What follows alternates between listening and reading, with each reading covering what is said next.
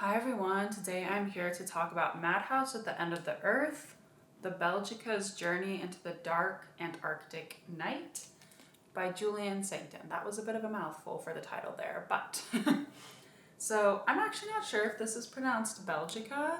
I'm a wedding photographer and I had a bride once whose name was Belgica, and she said it was after, not this shit, but like I believe she said it was the word for Belgium in Belgian.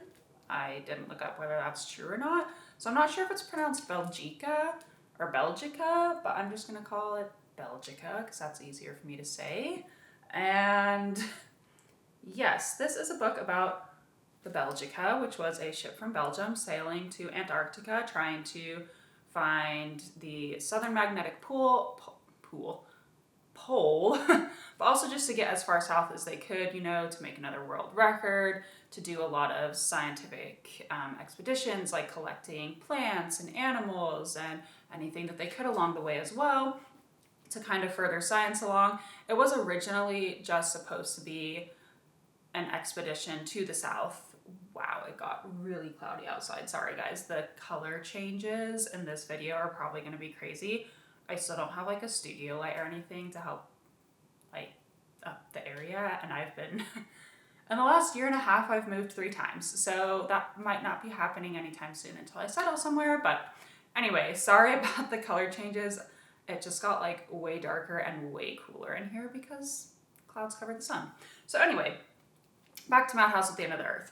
Basically, this guy named Adrian de Gerlache, I'm probably saying his name wrong, but he wanted to travel to Antarctica, and originally it was just, to get as far south, to reach the southern magnetic pole, but he couldn't really get funding just for that, and so they kind of made it a scientific expedition as well to get more funding, and that's how he was able to set off. He was the commandant of the ship, but he was the captain, so the highest ranking officer. Beneath him was Captain LeConte, also probably not saying his name correctly, but he was second in command. So whenever I'm talking about de Gerlache as the captain, that's what I mean, even though that wasn't his rank. But as like the commandant or the head of the ship, awful, horrible.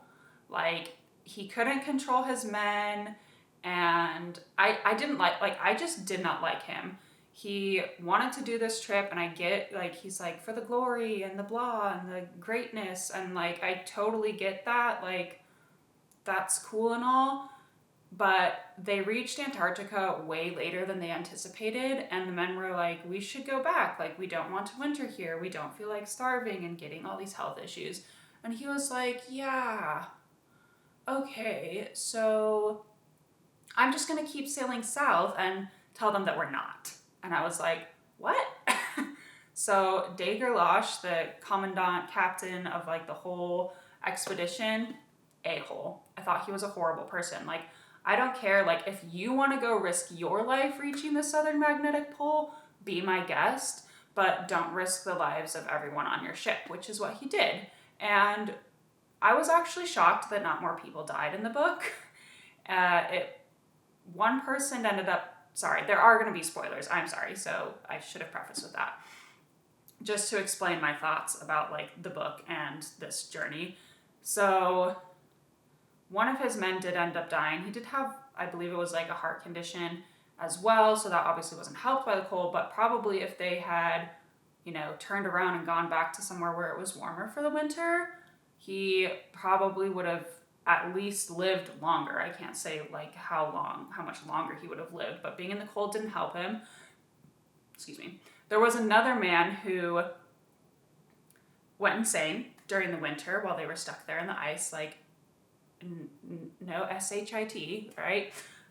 Sorry, I try to keep these videos like more clean so everyone can watch them. And when they eventually returned, because they did return eventually to Belgium and like their respective countries, he never recovered. So this guy went insane and he just never got better, all because this guy was like, I have to find the southern pole, I have to get the furthest south, I have to beat a record because Belgium, I have to get glory, and me. That's what I thought about the Commandant de Gerlache. Like, complete a-hole. Didn't feel sorry for him. I was like, you should have been the one that died, like putting your men in danger like that. Literally deciding to sail south without consulting them and like keep doing it, even though they're like, we should all turn back. We don't want to winter here. Like horrible. That's what I mean. Like he was a horrible commandant of the ship. He could not control his men. If like the men got in a fight or they needed like some reprimanding or something, he would literally go whine to the captain, LeConte, and be like, can you take care of it for me because I don't know what to do and I just suck. Like awful. I did not like him at all. Like just the worst. Like he should not have been in charge. And there's like places in Antarctica named after him now, and I'm like, they shouldn't be named after him. Like name them after the poor dude that died or the poor dude that went insane. One of the guys drowned before they even got to Antarctica during a storm. I'm like, but don't name it after this a-hole who decided it was totally okay to risk all of his men for his glory to get as far south as he wanted to. Like, if the whole ship had voted to do it and we're like, yeah, we're totally fine staying the winter and, like, going south and trying to, like, break this record and everything, I'd be totally fine with it. But they didn't. He legit lied to all his men and risked their lives for his personal little issues of, I want glory. And I was like, go F yourself, man. Don't like you at all. So that was kind of like the main part of the story. They're going to Antarctica. They get stuck in the ice. And it sounds fascinating, right? I'm always interested by survival stories, but I'm really sorry Julian Sancton managed to make this survival story so boring. So boring. I feel like even like some of the chapter headings were like, let me see if there's like a little thing at the beginning. Oh yeah, there was one like called Insanity or Madhouse Promenade. I can't remember which chapter exactly, but I was like, oh, this is where it's going to get good. There's going to be like crazy people. But it was just like, no, they were just getting sick and all feeling bad. And I was like, okay, like, why did you call it like Insanity then or Madhouse? Like it just didn't, like, I feel like the chapter headings would get me excited for what was happening and then like nothing would happen in the book. It took them forever to get to Antarctica in the book. It took them, which I get, like it took them a while in real life as well, but like, can we focus on the survival part? No, like it was so boring for a survival book. It took me forever to read, forever to get through. Didn't care about the characters. One of the guys who did it, sorry, I don't know why I said characters, like they're actual people, but is Roald Amundsen, who went on to become a very famous polar explorer. So I'm like, well, I already know he survives, so, you know, it just wasn't as gripping or suspenseful. And like to make a survival story in Antarctica boring, like how's that even possible? And yet somehow Julian Sancton did that. So I honestly was not impressed with this book at all. I don't think it helped that I just read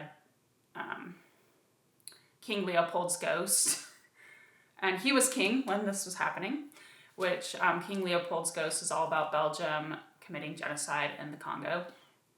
And so when they were like, for the glory of Belgium and Belgium this and Belgium that, and I was like, no, you all suck.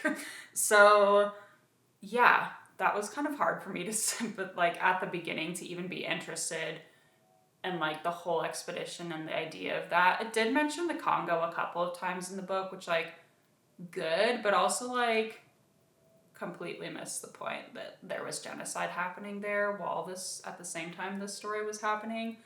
So I'm like, if someone reads this book and comes away thinking like, yeah, the glory of Belgium, yay, woohoo, like they survived, yay. Like I'm not like, good they survived, I didn't need them to die, but like, yay for the glory of Belgium. I'm like, no. So I don't suggest it, honestly. Like go read something about Shackleton's voyage or about the Franklin expedition or something. But Madhouse at the End of the Earth, even though like it was a story I've never heard of, and polar expedition stories, like it wasn't worth it. Like it was just so boring. Just go read the Wikipedia page. Like probably that'll sum it up. That's what I think. Like it just spent too much time on boring little things I didn't care about and not enough time on like the actual survival. And yeah, I'm sorry, Julian Sancton. I don't know if this is your first book or if you've written other books, but It was just so boring. So boring. And I don't know how you can make survival stories boring, because, like, they're not. Anyway, so sorry that was pretty rambling. Like, I usually, like, think about what I'm going to say a little bit beforehand, but this one I just kind of went for it. So that was Madhouse at the End of the Earth by Julian Sancton. It's a rare book that I feel like I can't suggest, which is rare. Like, sometimes I'm like, I guess if you like this, but I'm like, even if you like survival stories in the Antarctic, like, go find a better one, because this is not it. Yeah. I guess my question for today, of course, is would you go visit Antarctica? And I would totally love to visit all 7 continents, which of course includes Antarctica. I've actually applied to work there a couple of times. I've never been accepted, and I'm at a point in my life right now where I wouldn't be applying, but like maybe at some point in the future I'll try and apply again. I think it would be fun to go down there. I don't know if I would like to do a full stint there, and I know sometimes at least as far as I'm aware, like when I was researching and applying for things before, was you could go down there for like shorter stints if you're like an artist or something like that to, you know, document things. I think that would be fun, but even like 4 or 5 months living there, like, I don't know. That sounds rough. I think it would be cool. I think I would know, like, oh, hey, I'm leaving in 5 months. It'd be totally fine. But I'd have to go when it's summer and the sun is up. Like, if I didn't see the sun for 5 months, I'd be like, no. Oh, that was another thing about the book. Sorry, I have to go back to this real quick. There was a chapter where, like, the sun sets and, like, the sun's gone, you know, the winter's here. And I feel like the very next chapter, the sun was up again, and I was like, oh. Or, like, the next couple of chapters, like, it just felt like the winter wasn't very long, and I was like, but wasn't it? Like, wasn't that when everyone was going crazy and it's way harder because all the animals are gone? But like, no, that was like a chapter long, and I was like, so I felt like their ordeal, I just freaking flew on my head, wasn't even that long, and I'm like, that bad. This freaking fly's now flying around me all the time. Anyway, yes, but I would love to go to Antarctica to see it, and penguins are super cute and also super cool, so I would love to see penguins as well. Once again, this was Madhouse at the End of the Earth by Julian Sancton. Go read better books about polar expeditions. If you're interested in this one, go read the Wikipedia page.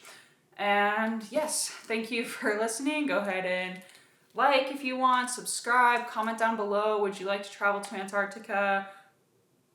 Excuse me. What's your favorite polar expedition story?